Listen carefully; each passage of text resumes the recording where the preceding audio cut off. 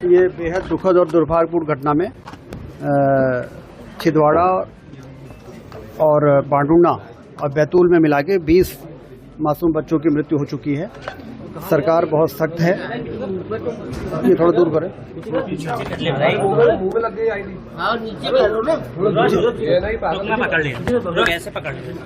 जी sir.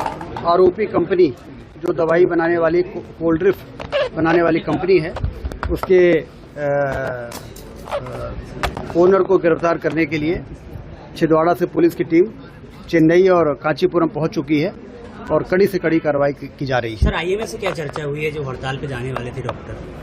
वो हड़ताल में न जाएं, वो अपना काम करें और 4 साल से कम बच्चों को कोई भी कफ सिरप न देने का जो एडवाइजरी भारत सरकार की है, ICMR की है, उसका पालन करें, ऐसा मैंने उनसे निवेदन किया है। सर, जो अभी स्थिति है नागपुर में, आप आए हैं नागपुर से, उनके इलाज के लिए बेहतर प्रबंधन के लिए क्या कर रही है सरकार?